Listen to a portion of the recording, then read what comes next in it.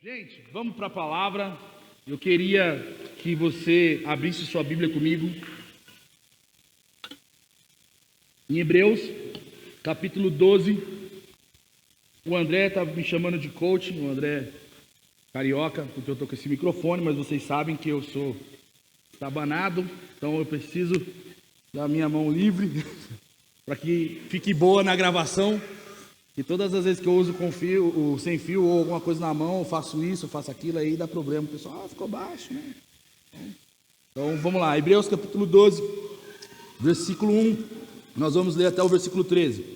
Diz assim: portanto também nós, rodeados de tão grande nuvem de testemunhas, depois de eliminar tudo que nos impede de prosseguir e o pecado que nos assedia, corramos com perseverança a corrida que nos está proposta, fixando os nossos olhos em Jesus, o autor e consumador da nossa fé, o qual, por causa da alegria que lhe estava proposta, suportou a cruz, não fazendo caso da vergonha que sofreu, e está sentado à direita do trono de Deus. Assim, considerai aquele que suportou tal oposição dos pecadores contra si mesmo, para que não vos canseis e fiqueis desanimados.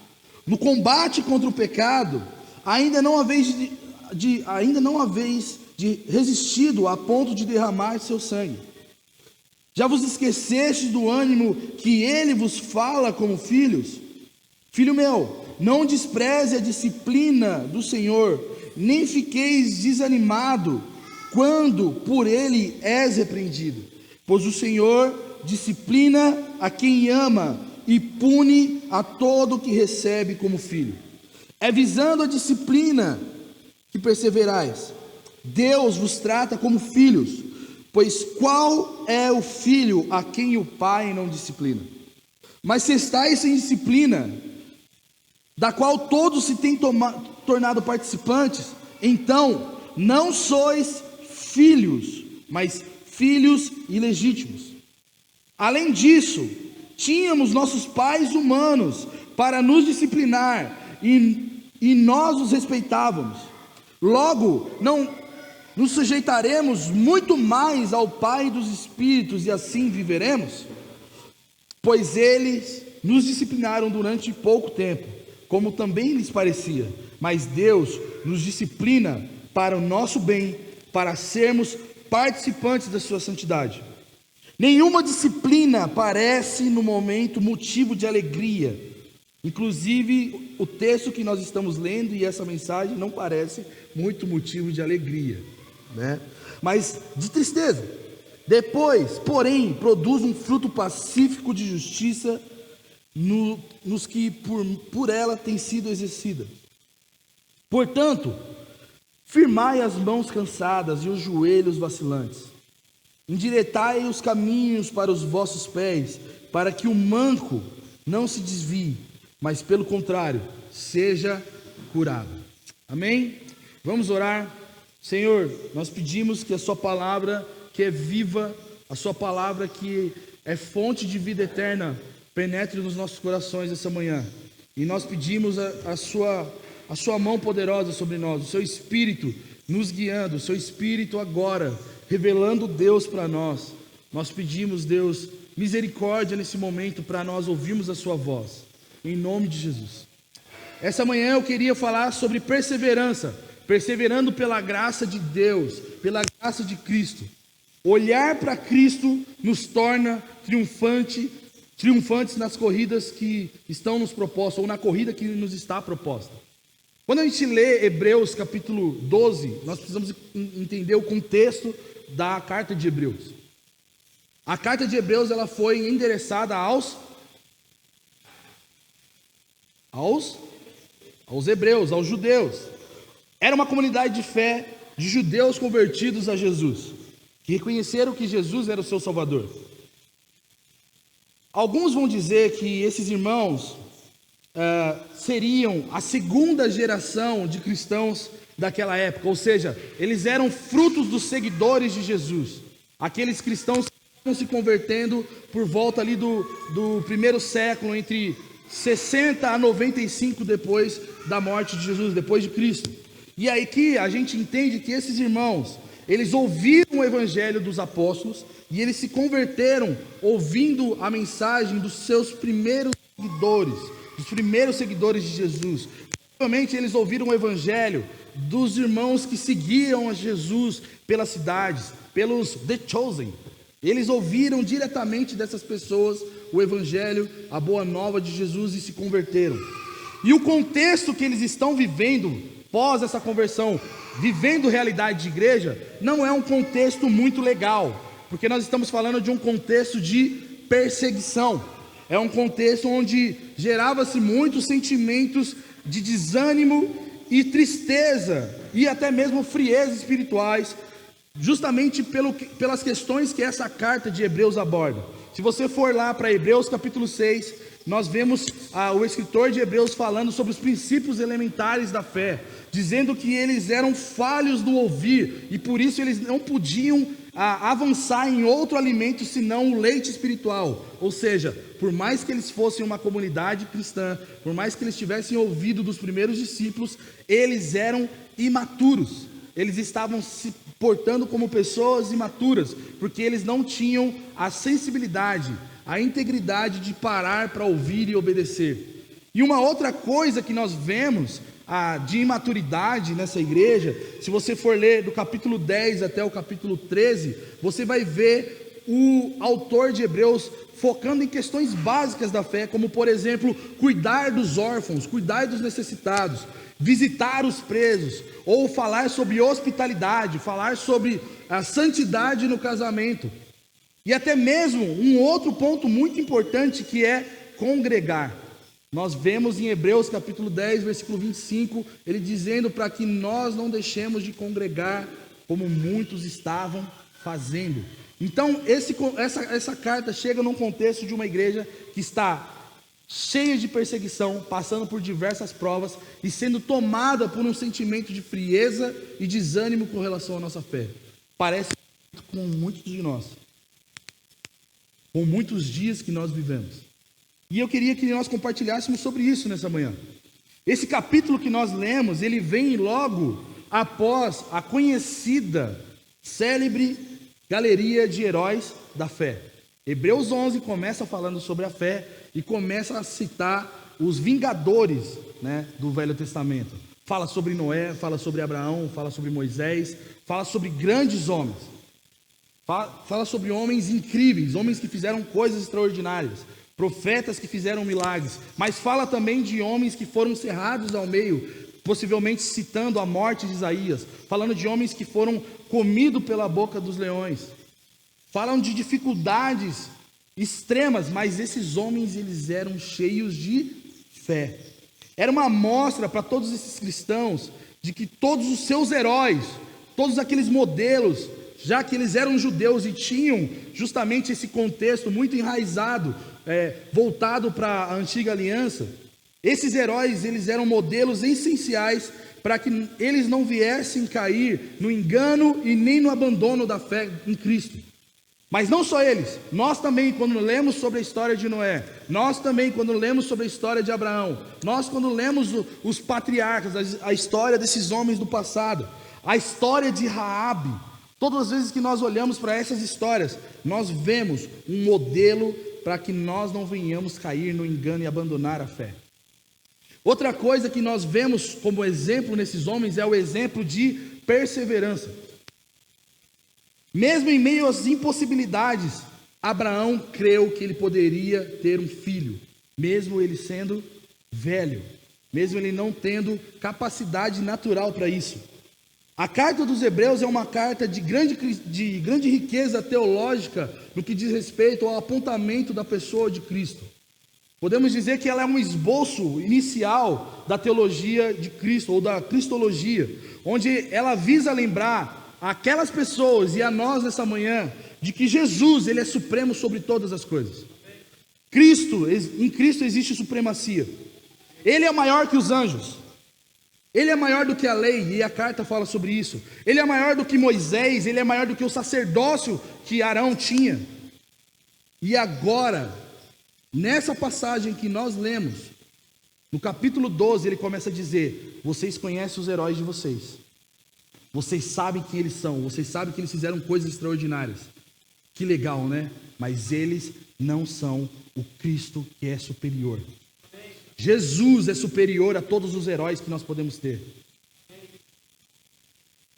Quem segue Jesus tem como seu ponto de partida a realidade onde Cristo é maior que toda alegria, de que toda dor. Cristo é maior que todo fracasso e de todo sucesso. Cristo é maior do que qualquer conquista ou qualquer derrota. Ele, sendo maior do que todas as coisas e de que todas as pessoas, Ele está nos chamando para caminhar com perseverança. Para caminhar com perseverança para termos Ele. E esse capítulo é parte dessa série de mandamentos que todas as cartas do Novo Testamento têm.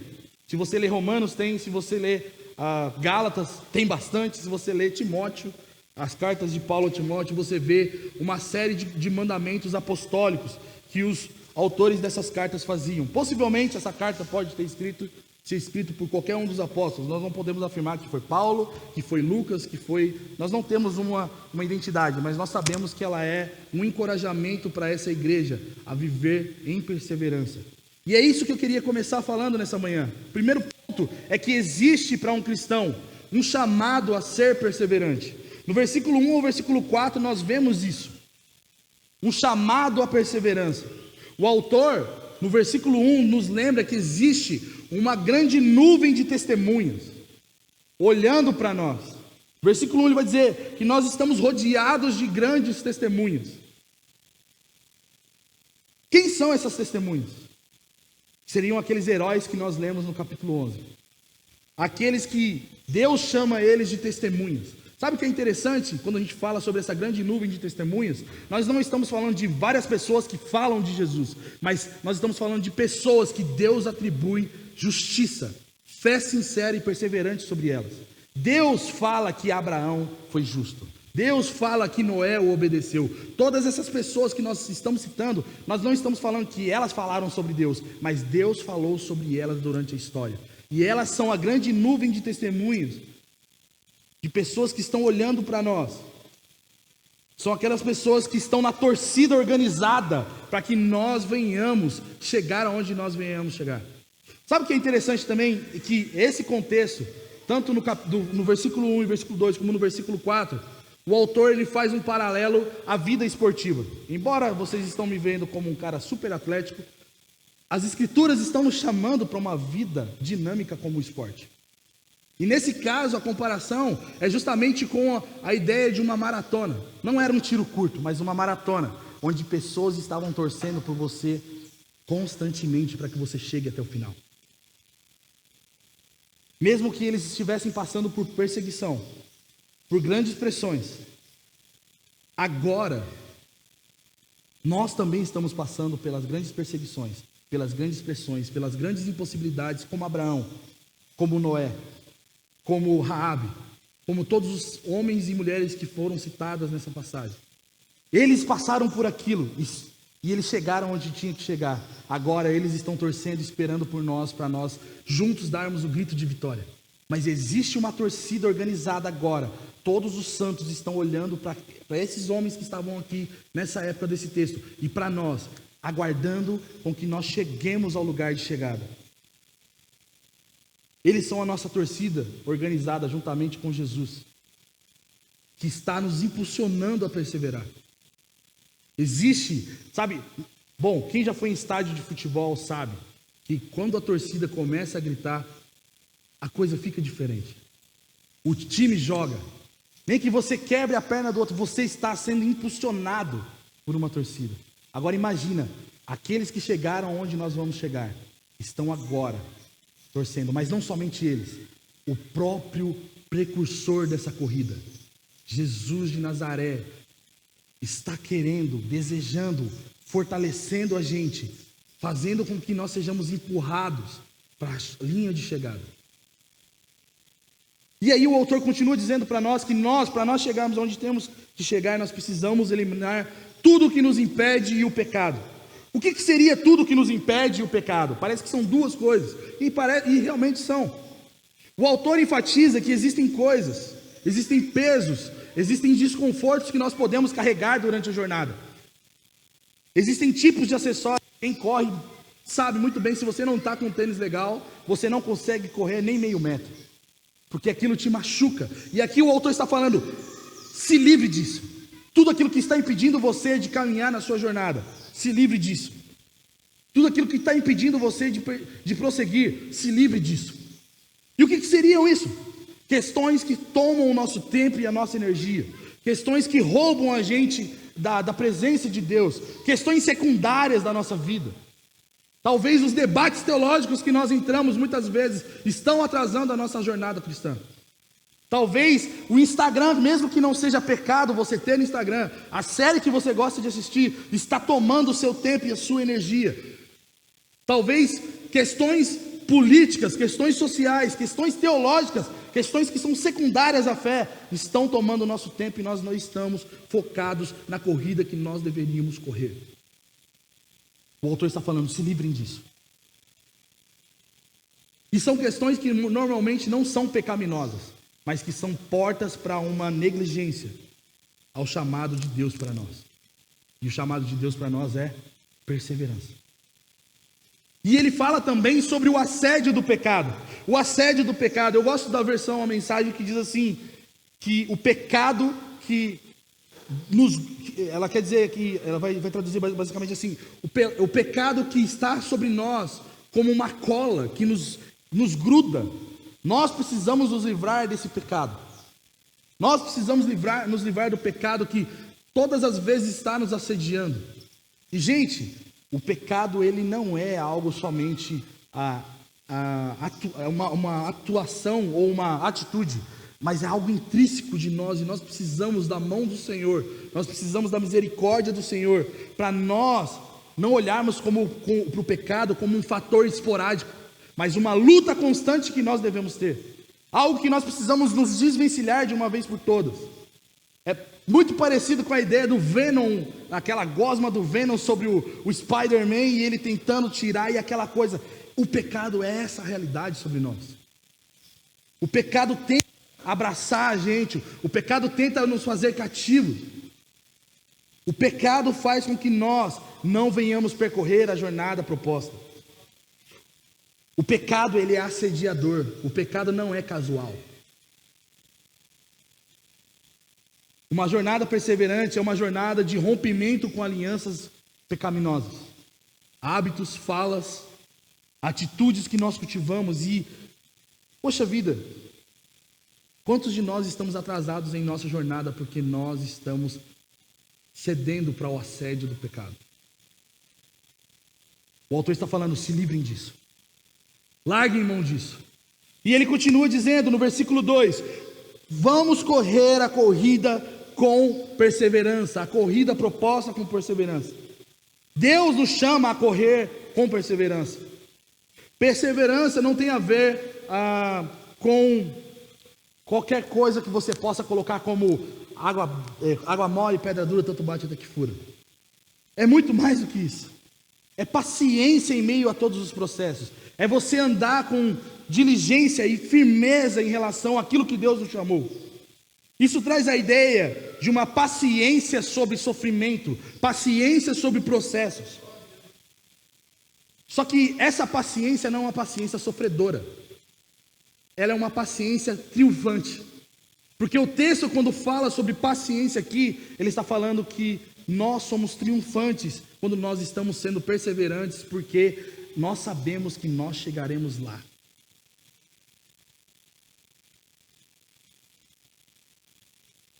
Mesmo que nós tenhamos dificuldades, irmãos, mesmo que existam dias ruins, mesmo que exista um caminho pedregoso para a gente perseverar, quando nós falamos sobre perseverança, existe um cântico que deve brotar dos nossos lábios, um cântico de triunfo, de que a batalha já foi vencida, a corrida já foi vencida.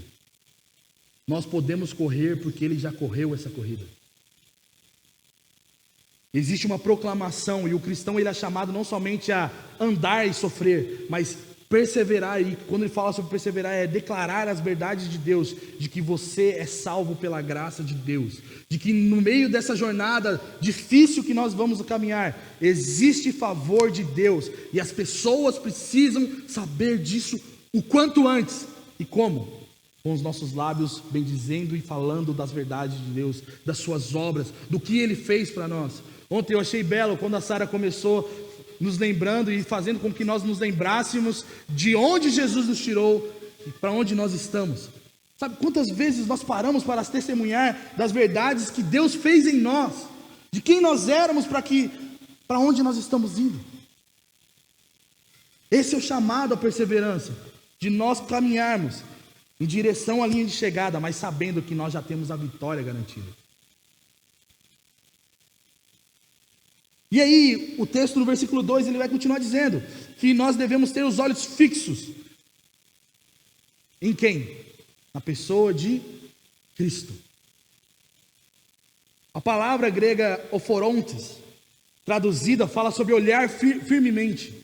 Incorpora a ideia de ter olhos, de tirarmos os nossos olhos das coisas secundárias, das coisas que nos desviam. Tirar a nossa atenção daquilo que é secundário, tirar a atenção daquilo que nos drena e colocar toda a nossa atenção, todo o nosso olhar para a pessoa de Cristo Jesus. Porque Ele é o nosso grande alvo. Ele é aquele que está esperando a gente na linha de chegada. Ele é aquele que está esperando a gente para nos abraçar, para nos jogar para o alto. O autor está nos lembrando que nessa história toda, na história do passado, dos grandes heróis da fé, e na nossa história, nós temos alguém para nos inspirar.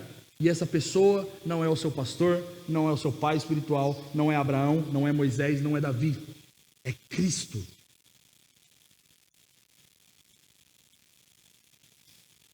E ele fala que todos esses heróis chegaram onde chegaram pela fé. Mas eles chegaram porque eles olharam para algo.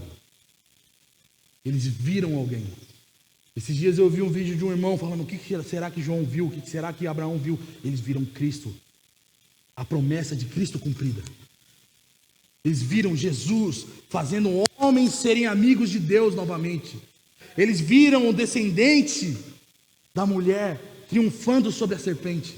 Eles viram isso, gente. Eles não viram que o nome deles ficariam num livro para o resto da vida deles. Eles viram Jesus. Eles não viram a história de legado deles, eles viram Jesus. Todos eles olharam e viram Cristo. Viram Deus sendo o único capaz de fazer o que eles não podiam fazer. E quantas vezes nós estamos sendo cercados, arrebatados, com o nosso coração sendo arrebatado de dúvida, de medo, de incertezas. Quando isso acontece, os nossos olhos estão em outro lugar e não em Cristo. E quando isso está acontecendo, isso é um sinal. Volte-se para Cristo agora. Olhe para Ele, porque Ele triunfou sobre esse caminho que você está percorrendo. E Ele vai fazer com que você triunfe. Todos esses homens viram a obra de salvação sendo concretizada, sendo aplicadas a eles. Todos eles viram que eles, sendo chamados por Deus, era obra de Deus e não deles.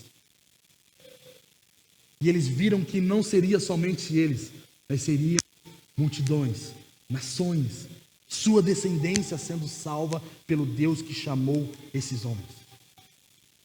O triunfo do cristão não está ligado à quantidade de coisas que nós fazemos. E eu achei muito importante o que o André falou ontem.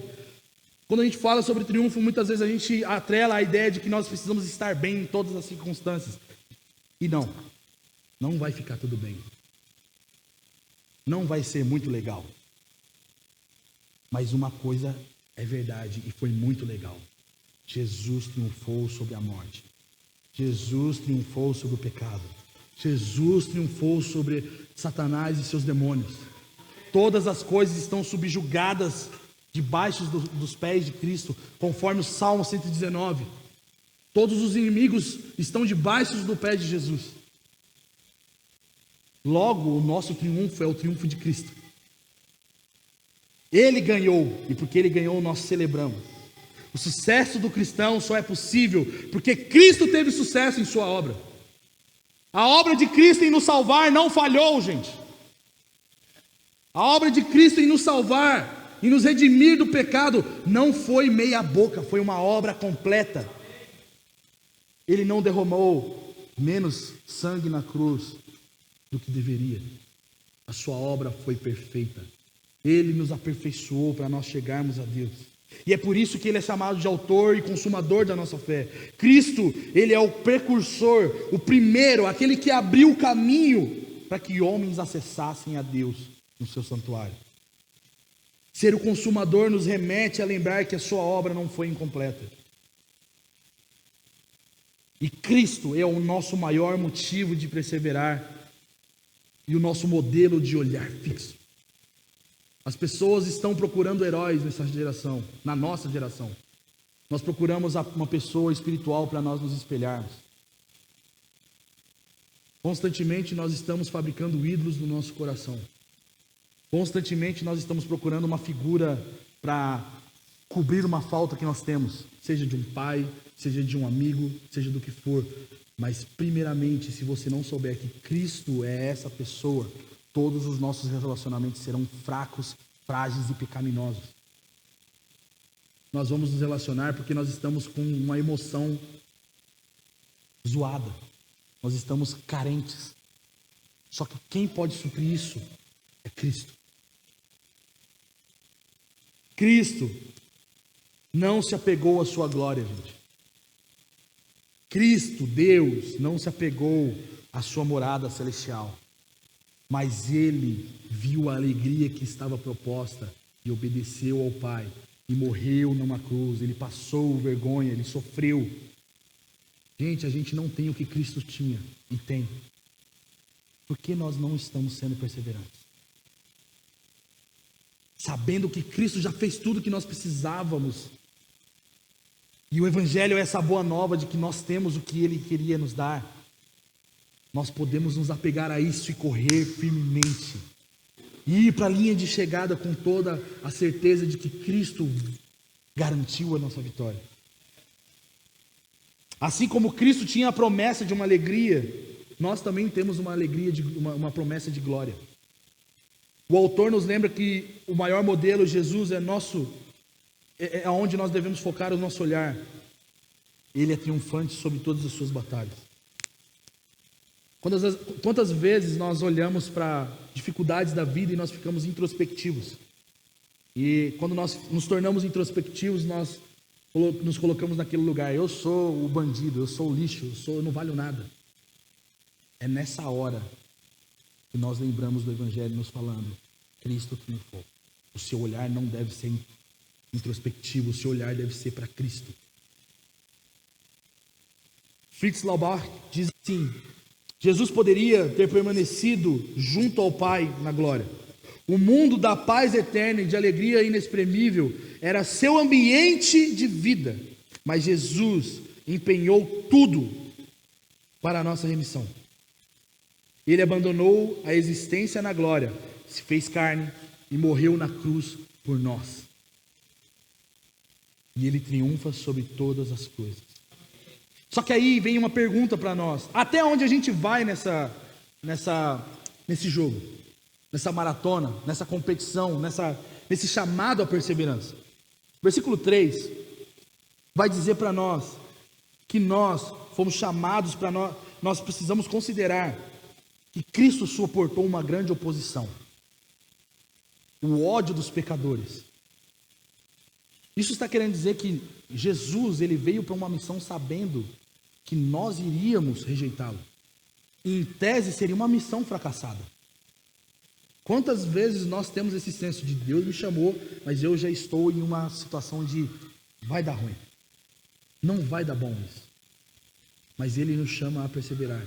E Cristo teve essa missão de: olha, você está indo amar pecadores que te odeiam, que fazem coisas contra você constantemente. Mas ele não se apegou a isso. Esse é o modelo de perseverança. O modelo em que nós não ligamos para as oposições. E essas oposições são tanto externas como internas. Quantas vezes nós nos sabotamos em relação a perseverar diante de Deus? Quantas pessoas estacionaram, estagnaram seus ministérios, estagnaram a sua vida com Deus, porque se acham indignas.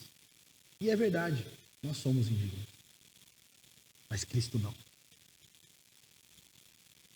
O autor está nos remetendo a lembrar que as opiniões humanas que nós temos, tanto de nós como que as pessoas têm sobre nós, não é um fator essencial, não é um fator de permanência na jornada.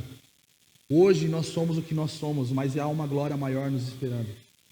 Uma das coisas que precisamos nos livrar agora, nesse momento, que é uma coisa que é como a lama que nos atolou nesses dias, é essa bênção da opinião e da comparação, que faz com que a gente não prossiga, nos cansa, nos deixa derrubado, paralisa a nossa jornada. Cristo não se apegou a si mesmo, irmão, nem aos seus opositores, mas ele foi fiel ao Pai na sua jornada. E Deus está nos chamando a essa fidelidade. E aí ele fala no versículo 4, em relação ao pecado, a luta de vocês ainda está fraca. Porque agora ele para de falar sobre corrida e ele muda para outro esporte. Ele muda para uma luta. E ele está querendo dizer que nós ainda não apanhamos suficiente para nós vencermos do pecado, ou sermos vencidos. Ou o pecado foi vencido. Ou seja, a luta contra o pecado é uma luta de persistência. Não é a luta do Popó e do Bambam. É uma luta gigante. É uma luta que nós vamos ter que perseverar. Isso é um chamado àqueles irmãos que foram encorajados ao martírio. Porque o que estava acontecendo? Eles estavam sendo perseguidos e eles estavam negligenciando. E porque eles estavam negligenciando, o que acontecia? Sangue não estava sendo derramado. E o autor está falando, vocês acham que vocês estão sendo oprimidos, pressionados? Vocês lembram de Isaías sendo cerrado ao meio porque obedeceu a Deus e não ao rei? Vocês lembram de outros homens que foram colocados em situações muito difíceis? Você acha que a sua vida aí é difícil porque você está chateado por conta da perseguição? Existe uma glória maior, mas para que você alcance essa glória, você precisa estar disposto até mesmo derramar a sua vida por amor a Cristo. A luta contra o pecado, irmãos, pode nos custar a vida. E quando eu falo a vida, seja tanto você morrer, como talvez você se privar dos prazeres dessa vida. Isso custou aos heróis da fé, e a gente muitas vezes esquece. Custou largar a família, custou talvez abandonar as coisas para seguir a voz de Deus. E aí o autor do texto vai para uma outra situação agora. Então ele fala sobre uma persistência, e o que é essa persistência? Ele fala sobre como nós vamos fazer isso, qual é o modelo de persistência e até onde nós vamos, que é até a morte, mas aí ele engancha outro cenário. Ele fala sobre disciplina. Disciplina não é algo bom. Disciplina não é algo legal. Nós temos um autor que fala sobre celebrar a disciplina, mas isso não é fácil. Celebrar a disciplina. A disciplina é o nitro que Deus nos dá para correr essa jornada, irmãos. Versículo 5 ao versículo 11 vai mudando o cenário de corrida, esporte, para agora estamos dentro de uma casa de família, onde nós temos um pai que cuida dos seus filhos. E como ele cuida? Açoite. Ensino. Deus é um bom pai. E ele usa alguns meios para que nós venhamos viver uma vida pela fé unicamente. Porque, se você pensar bem, muitas vezes quando a gente pega, vamos dizer assim, o que rola fazer para agradar a Deus, a gente começa a entrar no piloto automático.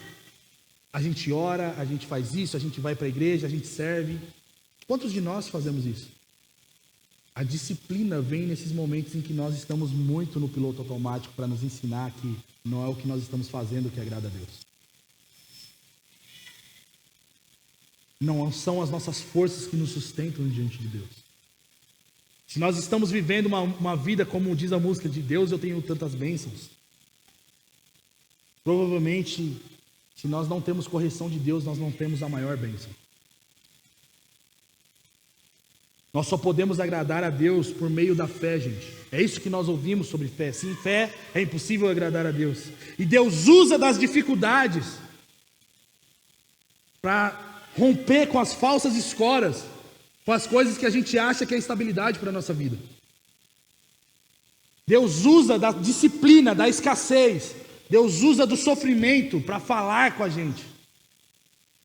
Deus usa da dor para nos ensinar. Por quê? Porque Ele nos ama. Deus corrige a gente para nós sermos seus filhos. Não é porque Deus te odeia que Ele colocou você numa situação difícil. É porque Ele te ama muito. Ano passado, a maioria de vocês sabem que nós perdemos um bebê. E naquele tempo eu olhei para aquilo e falei, cara, o que está acontecendo com a minha vida? O que está acontecendo? Por que as coisas estão dando errado?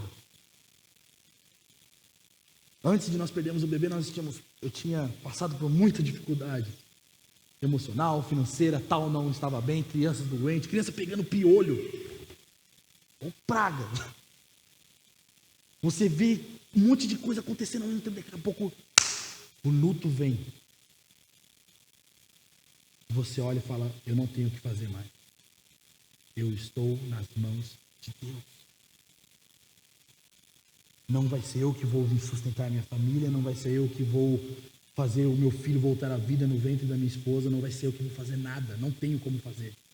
Deus usa o sofrimento para nos ensinar a depender dEle, porque Ele é um Pai de amor que sabe todas as nossas necessidades. Ele sabe tudo o que nós precisamos. Ele sabe tudo o que não precisamos. O versículo 7 vai dizer sobre isso. Deus corrige a gente, porque nós somos os seus filhos. Deus usa a disciplina não como um sinal de reprovação, mas um sinal de eu estou ensinando você a ser santo. E você vai passar por isso, porque eu sou um bom pai. E eu conduzo você às águas tranquilas, mas ao vale da sombra da morte também. Versículo 9 fala para a gente, comparando a ideia de que nós temos um pai humano que nos corrige algumas vezes, e às vezes até, muitas vezes é negligente com a nossa correção, seja de não corrigir ou até mesmo corrigir de maneira errada. E quantos de nós apanhamos com os nossos pais irados? Quantos de nós temos traumas em nossas vidas porque a correção não foi uma correção, foi um descarrego de emoções e não disciplina? Quando nós olhamos para a disciplina de Deus, ela é uma disciplina perfeita, porque nela não existe pecado. Nela não existe ira no sentido de destruição, descarrego das emoções de Deus. Deus faz isso porque Ele nos ama. E a sua disciplina é certeira, porque teve muita gente que foi disciplinado bastante e não deu certo. A disciplina de Deus é santificadora. O versículo 10 vai falar sobre isso. Ela gera algo maior em nós. E o que é esse algo maior em nós? Sermos participantes da santidade de Deus. É Deus falando, eu estou te disciplinando para que você seja como eu, santo,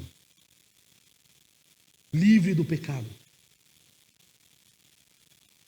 Essa santidade, essa disciplina faz com que nós sejamos filhos legítimos de Deus. No versículo 8, quando ele fala sobre a ideia de quando não existe disciplina, é porque provavelmente você não é filho de Deus. Isso é uma verdade, porque aqui ele está falando que você é um filho bastardo. Se Deus não nos disciplina, provavelmente nós não somos filhos legítimos da parte de Deus. E sabe, gente, nós estamos vivendo uma estação muito grande de transição como igreja. E eu sei que pessoas também aqui, amigos, passam por dificuldades. Mas isso não é um sinal de reprovação de Deus. É Deus nos ensinando a depender dEle. É Deus encorajando a gente. Vocês vão chegar aonde vocês têm que chegar. Mas para que isso aconteça, eu vou puxar a sua orelha. Para que isso aconteça, eu vou te açoitar. Para que isso aconteça, você vai precisar se desvencilhar dos seus pecados. Para que isso aconteça, você precisa tirar a pedra do seu sapato, você precisa colocar um calçado adequado, você precisa estar com a sua base resistente, porque o pecado vai vir para te derrubar e você vai ter que dar nele.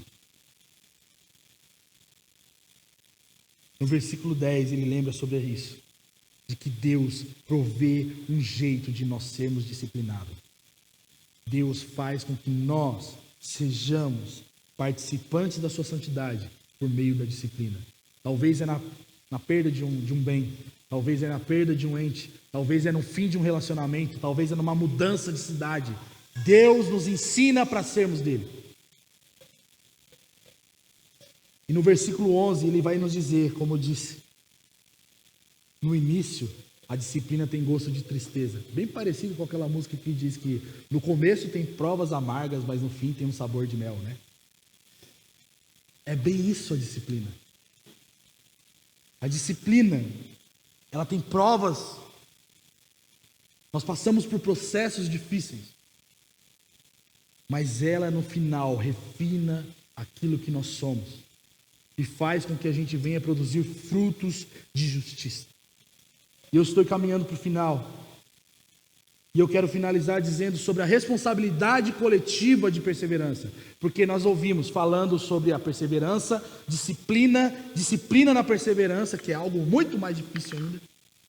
Mas existe uma coisa que é muito importante para nós: a responsabilidade coletiva de perseverança. No versículo 12 e versículo 13, o autor vai lembrar o texto de Isaías 35 falando: firmai as mãos cansadas e os joelhos vacilantes, endireitai os caminhos para os vossos pés, para que o manco não se desvie, mas pelo contrário, ele seja curado. Existe um papel social, que eu quero dizer no sentido de nós vivermos em sociedade, existe um papel de comunidade, de vida de igreja muito grande sobre nós, em que nós temos a responsabilidade de que irmãos fracos sejam fortalecidos, irmãos em situação de vulnerabilidade sejam assistidos, irmãos em dificuldades, irmãos que estão à beira da desistência, sejam carregados, sejam fortalecidos. O dia do Senhor virá, e esse texto de Isaías 35 fala sobre isso, sobre o dia da vingança do nosso Deus, sobre o dia em que Deus vai despertar toda a sua ira, e é por isso que os nossos joelhos precisam estar fortalecidos, mas não só os nossos, os dos nossos irmãos, para que a ira de Deus não pegue. Existe uma responsabilidade de nós fazermos com que os nossos irmãos permaneçam perseverantes na nossa comunidade. Não na comunidade no sentido na imagodei somente, mas na jornada da fé com o Senhor, na família de fé. Porque é muito fácil, gente, a gente parar de congregar. A gente tem culto online hoje. A gente tem célula online. A gente tem pastor online. Isso é muito bom, ajuda pra caramba, principalmente para mim que trabalho de dia e trabalho de noite também na igreja. Mas fala a verdade, cara. Nós precisamos de um comprometimento maior com uma vida de comunidade, para que nós, quando nós olharmos para o nosso irmão fraco, ele olhe para a gente e não se veja sozinho. Esse fortalecimento vem tanto de uma postura ativa, quanto a ideia de nós perseverarmos, bem como a ideia corporativa, onde todos nós estamos lutando para sermos participantes da santidade uns dos outros. Nós temos Deus nos disciplinando, fazendo nós sermos participantes da sua santidade, e nós temos a igreja nos fortalecendo para que nós sejamos santos de maneira coletiva como Deus é santo. O corpo de Jesus, o corpo vivo de Cristo, emana a vida de si mesmo. Essa ideia de que Deus é eterno e nos chamou para desfrutarmos da vida eterna é uma realidade que é vivida no corpo de Cristo. E quando nós estamos enfermos, quando nós temos um membro machucado, nós não arrancamos esse membro para que ele se cure sozinho. Ele permanece no nosso corpo e nós tratamos dele com todos os outros membros. Se você tem uma unha encravada, ou trem que dói. Se você tem uma unha encravada, o seu corpo todo sente essa dor. E esse seu corpo todo se mobiliza para que isso seja curado. Essa é a ideia que o autor está nos falando. Uma responsabilidade coletiva. Para que o manco não caia, mas para que ele seja curado. Não existe, gente, não existe vida de perseverança, uma caminhada perseverante, distante de relacionamentos e vida corporativa. Você pode tentar dizer para mim, eu leio minha Bíblia diariamente, eu faço meu devocional, eu tenho vida com Deus. Isso, sem vida corporativa, não é perseverança. Você está à margem para que o lobo te devore. Você está à margem do rebanho, você está fora da porteira, do aprisco de Deus, quando você se isola da vida comunitária. Sabe, muitos tropeços de muitos irmãos dentro da igreja poderiam ser evitados se nós tivéssemos a responsabilidade coletiva de perseverança. Muitas pessoas não iriam cair nos pecados que elas caem se nós fôssemos responsáveis de nós fortalecer os joelhos vacilantes, fortalecer as mãos fracas. Porque perseverança não é algo opcional para o cristão. E eu quero terminar com 3 coisas para nós nessa manhã. A primeira coisa é que a vida perseverante é uma vida fortalecida pela fé e não pelas próprias forças e habilidades. Muitos de nós sabemos fazer muitas coisas legais, muitos de nós sabemos ministrar muito bem, muitos de nós sabemos fazer igrejas, temos ótimos talentos, mas se nós não dependermos de Deus, se nós não temos fé que Deus vai fazer o que deve ser feito, se nós não dependermos do soprar do Espírito, nós vamos estar caindo em maus lençóis. Nós não dependemos de nós mesmos, nós dependemos de Cristo, porque Cristo é onde deve estar o nosso foco, a nossa atenção, os nossos olhos. Nós precisamos depender dos nossos irmãos, porque nem todos os dias nós temos força suficiente para nós chegarmos até lá. Nós dependemos dos irmãos que torcem por nós na eternidade, e nós dependemos de Cristo que está falando, vem, eu estou te esperando. Segunda coisa que nós aprendemos nesse texto é que Cristo é o nosso maior herói. Para de tentar ter um pai espiritual, para de querer ser adotado por alguém, para de querer um novo mentor que você precisa. Você não precisa de nada quando você tem Cristo. Você precisa de amigos. Amigos que vão te puxar na jornada. Você precisa de relacionamento, pessoas que estão comprometidas em se relacionar com você para que você seja santo. Cristo é o nosso maior herói. É no momento em que os heróis morrem de overdose, de like, do que for, que nós temos que focar os nossos olhos em Cristo. É nele que nós devemos ter como fonte de inspiração para a nossa jornada. E por último, eu queria chamar o time de louvor, se puderem. Deus tem os seus meios de nos ensinar, de nos ter, de nos formar. E a disciplina é uma dessas formas. Não repreenda a disciplina. As coisas estão dando erradas. Não comece a orar para que o devorador vá embora. Não comece a orar para que as coisas comecem a dar certo. Abrace a dor, abrace a disciplina, porque Deus ama aquele que Ele disciplina. Nós não podemos negligenciar que mesmo em meio às dores e o sofrimento, Deus continua sendo um Deus bom e um bom Pai para nós. Nós estamos em um ambiente de família, quando nós somos disciplinados por Deus. Nós não estamos na rua correndo, nós estamos sendo açoitados dentro de um ambiente de família, onde Deus é Pai e nós somos os seus filhos. É nesse momento, quando existe exposição, vulnerabilidade, existem fraquezas em jogo, que nós devemos nos submeter à potente mão de Deus. As nossas fraquezas são muitas vezes brechas, são pontos que a vida de Deus encontra para que ela venha se infiltrando na nossa vida, perfurando as camadas que a gente cria, as carcaças que nós temos, para que o poder dele nos aperfeiçoe, para que a graça dele seja efetiva em nós. E sabe, nós somos fracos, gente. Nós somos vulneráveis diante de Deus. Não existe nada oculto diante dos olhos do Senhor. Você pode estar ocultando de todos nós as suas fragilidades, Você pode estar ocultando de todas as pessoas ao seu redor, da sua família, do seu cônjuge, mas Deus sabe. E nessa manhã é uma manhã em que Deus está nos chamando a corresponder a essa mensagem com arrependimento, com total dependência de Deus.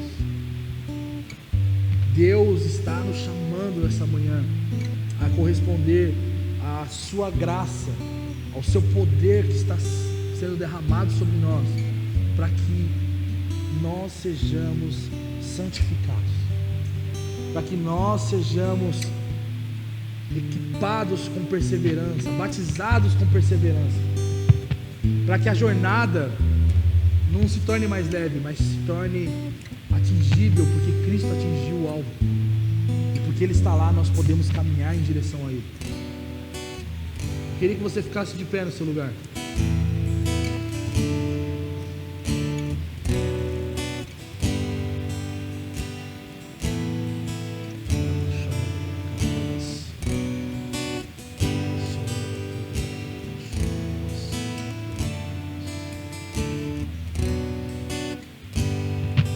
Talvez você veio para cá com sentenças de desistência, você já largou coisas, você abandonou até mesmo a fé no Senhor. Talvez você veio para cá já com esse sentimento, não dá mais, essa é a minha última chance.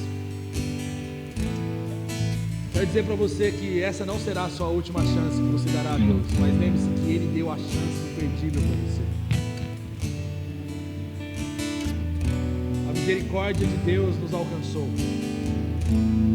Nós não merecíamos o favor de Deus, nós não merecíamos Cristo ganhando essa maratona, Cristo nocauteando o pecado, mas Ele fez isso porque Ele é Deus e é nosso sumo sacerdote, nosso precursor. Ele é poderoso e nós nos agarramos a isso nessa manhã. Se você quer corresponder a isso nessa manhã, se você veio nesse sentido, com esse coração, se você veio com esse peso em seu coração, quero encorajar você a se ajoelhar no seu lugar, a vir aqui à frente, a dar um sinal diante de Deus de que você está correspondendo a essa mensagem nessa manhã, de que você está colocando os seus olhos fixos em Cristo Jesus, de que a perseverança não é uma opção, mas um mandamento, de que perseverança não é algo que você vai fazer esporadicamente, mas vai ser um estilo de vida, porque o cristão, ele foi chamado a ser perseverante. Eu queria que você fizesse isso nesse momento. Olhe para Jesus. Ele conseguiu. Talvez você está cansado. O Senhor te trouxe para cá para que os seus joelhos e as suas mãos fossem fortalecidas.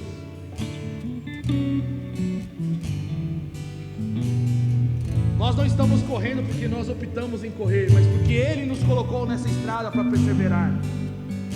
Ele nos chamou, Ele nos salvou do império das trevas. A morte na cruz não foi uma historinha para nós contarmos para os nossos filhos dormirem, mas uma realidade que nos livra de uma vida maldita. E nessa manhã nós precisamos reconhecer isso em Deus. Senhor, eu oro nesse momento, Deus,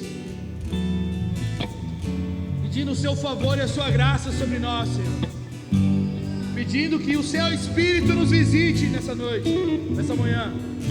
O seu Espírito enche o nosso coração, para que nós venhamos perseverar, Senhor.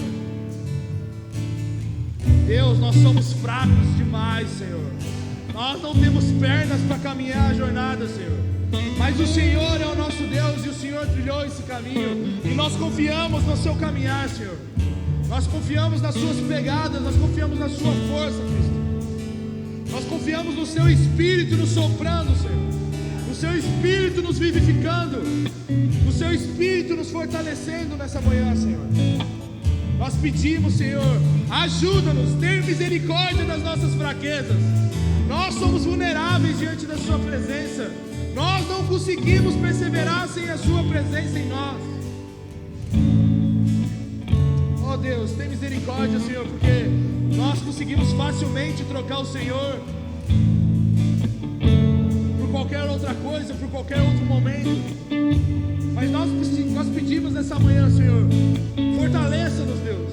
Ensina-nos, nos disciplina, nos açoite se for necessário, para que o Senhor seja forjado em nós, para que o caráter do seu Filho Jesus seja fortalecido em nós, para que frutos de justiça surjam em nós.